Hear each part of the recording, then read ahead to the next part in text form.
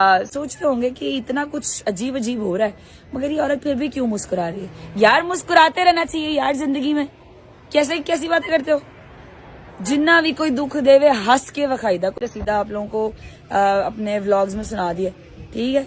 हंस के वखाइदा होता है, हंसते रहिदा, ठीक है जी। और आग लगी है बस्ती में, गज़ल बीबी मस्ती में। गज़ल जवाद की एक वीडियो और एक हरकत सामने आई है जिसको देखकर लगता है कि भाई के जो घर की बर्बादी चल रही है उसमें गज़ल साहिबा को तो कोई फ़र्क ही कोई नहीं पड़ता है। बल्कि मैं तो कहूँगी कि सिर्फ गज़ल को नहीं बल्कि ईमान ओन गज़ल किसी को फ़र्क नहीं पड़ता। अगर किसी को फ़र्क पड़ता है तो वो बेचारा सिर्फ रजब भट्ट है, ठीक है? गज़ल साहिबा परफ्यूम से लेकर हर चीज़ की प्रमोशंस कर रही हैं सोशल मीडिया पे। ओन साहब भी लगे पड़े हैं और ईमान बीबी भी बच्चे पाजामे परफ्यूम मेकअप लत्ते जूते सब की प्रमोशन करने में लगी पड़ी हैं, ठीक है? रजब के हालात देखें। एक तरफ वो बेचारा अपनी रमज़ान के महीने में कोर्सेज़ की जो है वो कोर्ट्स की जो है वो उसकी जो केसेस चल रहे हैं उसकी हियरिंग पे वहाँ के ख़वार हो रहा है, ज़लील ख़वार, ठीक है?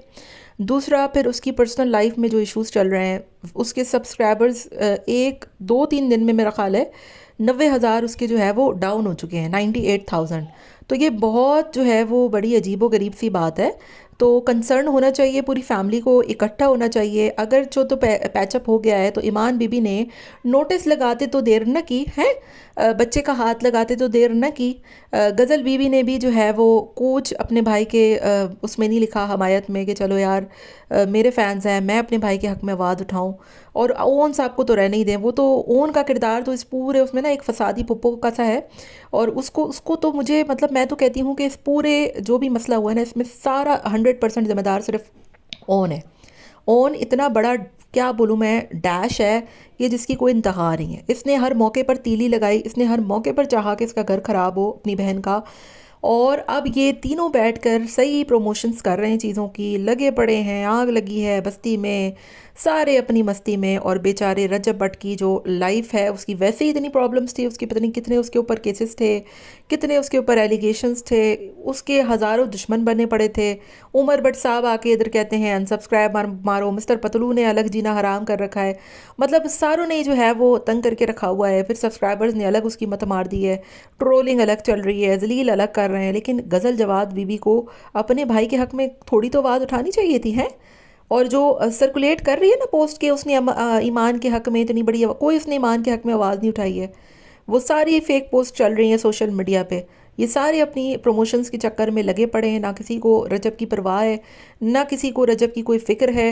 जो सोशल मीडिया पे बंदा इन सारों को लेकर आया, आज सारे बैठ के सोशल मीडिया के लड्डू खा रहे हैं बैठ के और रजब को साइडलाइन कर दिया। कितनी बुरी बात है कि जो आपको जिसने राह दिखाई यूट्यूब की, जिसने आपको यूट्यूब का रास्ता दिखाया, आप लोगों ने उसको ठेंगा दिखा दिया, उसको जलीलो ख़वार करा दिया, उसको इतना डिग्रेड कर दिया, डिफेम कर दिया कि वो बेचारा यूट्यूब तक पे थोड़े छोड़े टिकटॉक पे भी आने को तैयार नहीं है। कल उसके दोस्तों ने रील्स बनाई, वीडियोस बनाई, वो मना कर दिया उसने कि मैंने नहीं आना भाई, मेरी जान बख्श दो। तो कितनी अफसोस की बात है। ठीक है वो भले से शैतान सिर्फ आदमी हो, वो जो भी हो, लेकिन यूट्यूब पे इन सारे टब्बर को लाने वाला, चाहे वो ईमान बीबी हो, ओन साहब हो, लुबना जबीन साहिबा हो, गज़ल बीबी हो, सारों को करोड़पति बनाने वाला ना एक रजब अकेला था। तो इंसान को उसके एहसानात नहीं बोलने चाहिए। इसीलिए कहते हैं ना जिस पे एहसान करो उसकी शर से भी बचो। जितनी अफसोस की बात है कि कितने ही अफसोस की बात है कि सारे लगे पड़े हैं अपनी मस्ती में और पूरी दुनिया को टरक की बत्ती के पीछे लगा कर ये लोग अपने पाजामे निक्कर पैम्पर चड्डियाँ परफ्यूमे शैम्पू लोशन बोतलें सब बेचने में लगे हुए हैं। पैसा मिल रहा है ना, पैसों के लिए इतना तुम लोग गिर जाते हो, बड़े अफसोस की बात है।